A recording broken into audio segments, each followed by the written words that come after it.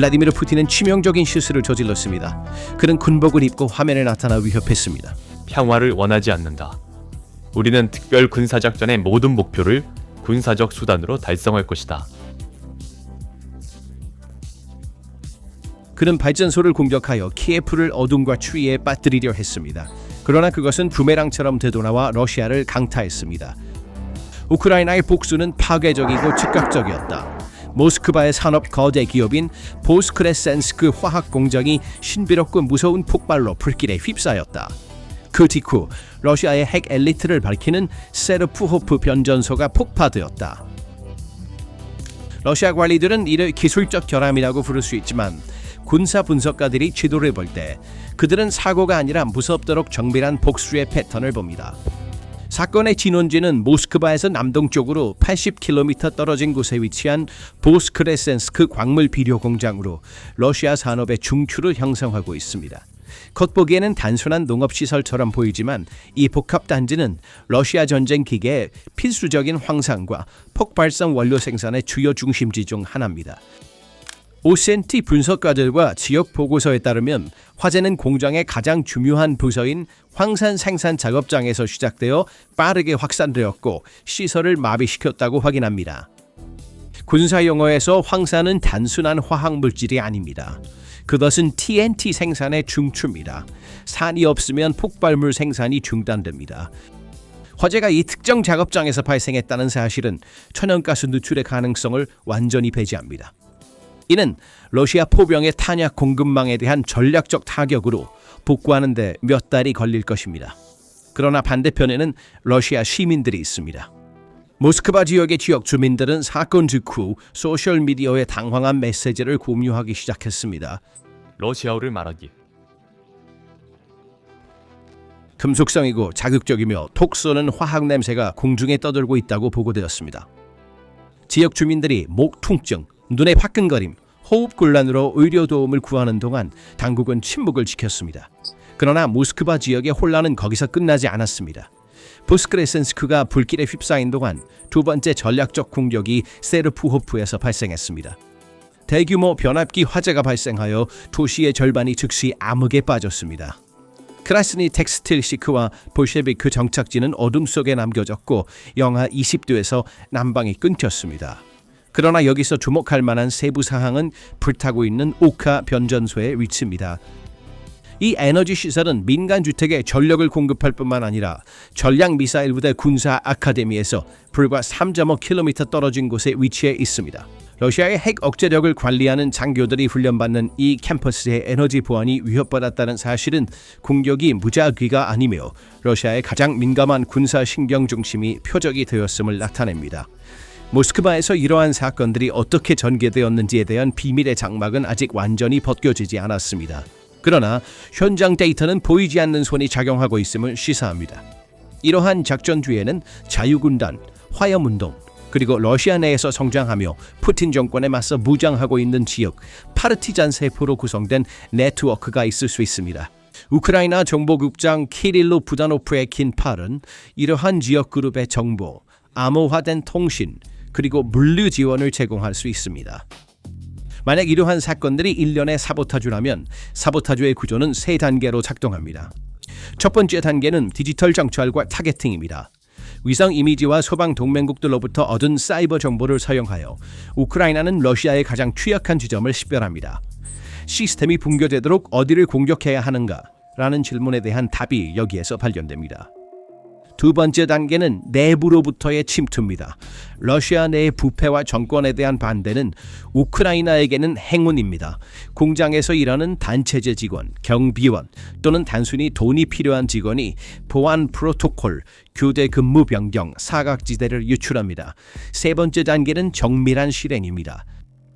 이 정보를 바탕으로 잠복세포들은 수제 폭발물이나 탐지 불가능한 미니 드론을 사용하여 정밀 타격을 수행합니다. 목표는 건물을 파괴하는 것이 아니라 그 기능을 제거하는 것입니다. 블라디보스토크의 오라나 창고 화재도 이 네트워크의 일부입니다. 모스크바에서 9,000km 떨어진 러시아 반대편의 군사 모유 센터가 모스크바의 공장들과 동시에 불타는 것은 우연일 수 없습니다. 이것은 우크라이나가 러시아 전역에서 활성화될 준비가 된 수천 명의 잠복 중인 보이지 않는 군대를 가지고 있음을 보여줍니다. 러시아 보안 서비스 FSB는 이 분산되고 세포화된 구조를 감당할 수 없습니다. 저기 국경 너머에 있는 것이 아니라 그 안에 있기 때문입니다. 이 세 번의 공격에서 발생한 충격파는 모스크바 지역뿐만 아니라 러시아의 전체 전쟁 경제와 전선의 작전 능력을 흔들 도미노 효과를 일으켰습니다. 보스크레센스크 시설의 폐쇄는 러시아 군사 산업에 몇 달 동안 메울 수 없는 공백을 만듭니다. 탄약 생산에 사용되는 산의 공급망이 갑자기 중단되면서 전선의 러시아 포병 부대가 곧 포탄 부족에 직면할 수 있습니다. 러시아가 북한의 탄약을 구걸하는 시기에 자체 주요 생산 기지를 잃은 것은 크렘린의 물류 계획에 큰 타격을 주었습니다. 일주일간의 생산 중단은 전선에서 수천 개의 포탄이 부족하다는 것을 의미하며 이는 우크라이나 방어에 대한 압박을 직접적으로 완화할 것입니다. 경제적으로 볼 때 보스크레센스크는 군사뿐만 아니라 민간 농업을 위한 중요한 비료 생산업체였습니다.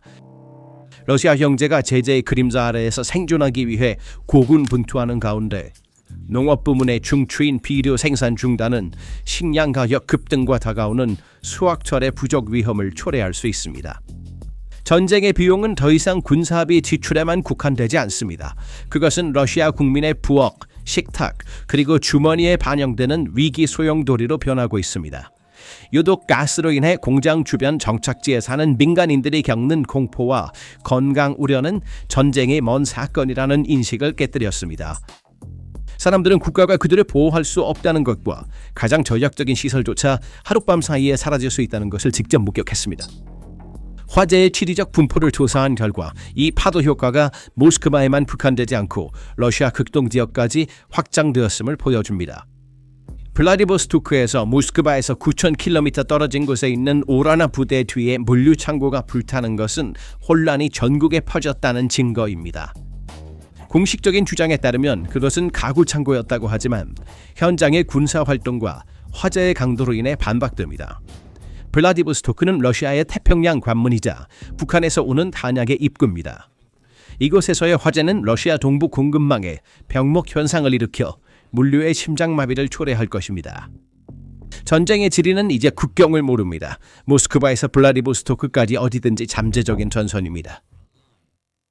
동시에 국경 지역에서 진행 중인 에너지 전쟁도 이 그림의 일부입니다. 우크라이나가 러시아 브리안스크 지역의 클린치 열발전소와 네트레프 비치 변전소를 목표로 삼으면서 러시아의 국경 물류가 암흑에 빠졌습니다. 점령된 자포리자 지역의 몰로찬스칸 프리모르스 변전소가 타격을 받으면서 러시아 군대의 지휘소, 레이더 시스템, 철도 신호 시스템이 전력 없이 남게 되었습니다. 전기가 없으면 기차는 운행할 수 없고 레이더는 작동하지 않으며 통신망은 붕괴됩니다. 우크라이나는 전선뿐만 아니라 인프라를 통해서도 러시아를 체계적으로 무력화하고 있습니다. 이러한 일련의 사건들은 러시아 내에서 돌이킬 수 없는 신뢰 상실로 이어지고 있습니다. 국가의 보호막이 뚫렸습니다. 에너지 인프라의 이 정지는 겨울철 동안 민간인을 난방할 수 있는 러시아의 능력을 의문시하며 크렘린에 대한 내부 압박을 증가시킵니다. 전쟁의 물리적 파괴는 러시아의 사회적 구조를 찢기 시작했으며 이 찢김은 새로운 폭발이 있을 때마다 커지고 있습니다. 이 일련의 화재와 폭발은 전술적 피해를 넘어 블라디미르 푸틴과 러시아 국민 간의 암묵적 사회계약의 붕괴를 상징합니다.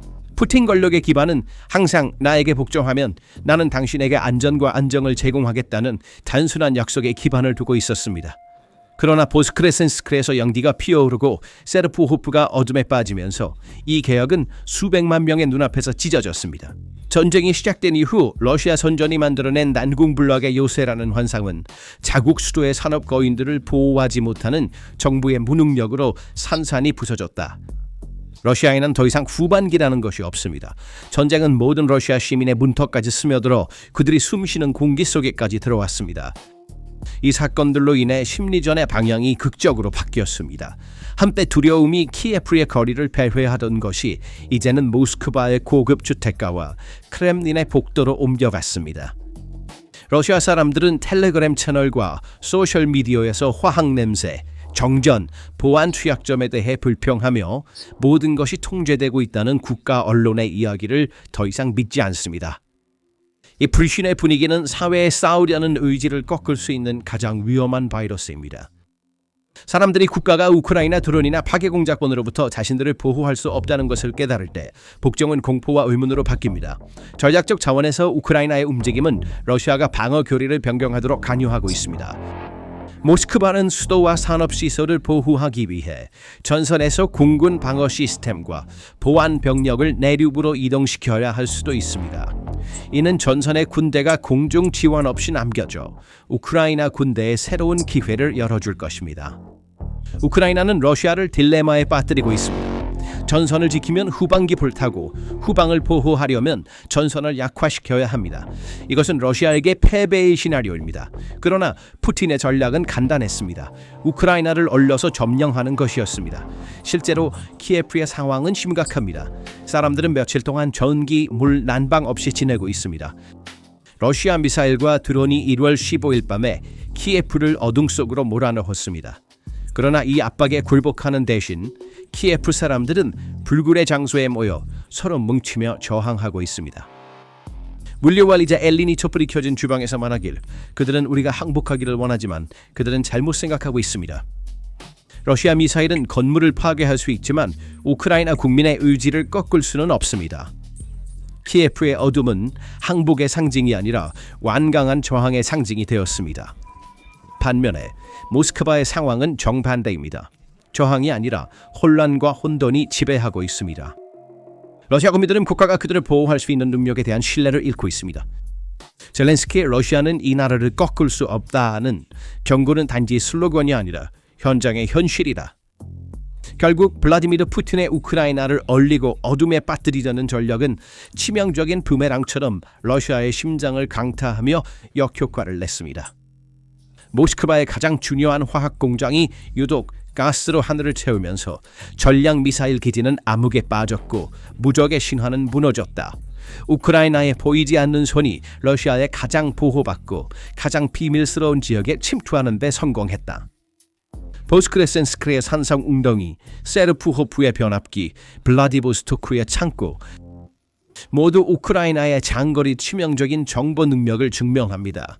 푸틴이 군복을 입고 아무리 위협해도 그의 배경은 이제 불타는 러시아 도시들입니다. 물류의 질식은 단지 전선에서 연료가 떨어진 탱크만이 아니라 국가 기계가 녹슬고 멈추는 것입니다. 그리고 우리가 본 것은 그 기계의 기어가 부서지는 소리였습니다. 푸틴의 위협은 공허하지만 우크라이나의 복수는 매우 현실적이고 갑작스럽고 파괴적입니다. 제국은 불타고 있으며 이 불은 크렘린의 벽에 닿을 때까지 꺼지지 않을 것입니다. 새로운 비디오와 심층 분석을 업데이트 받으려면 채널을 구독하고 알림을 켜주세요. 진실을 추구하는 PPR 글로벌과 함께하세요. 저희를 선택해 주셔서 감사합니다.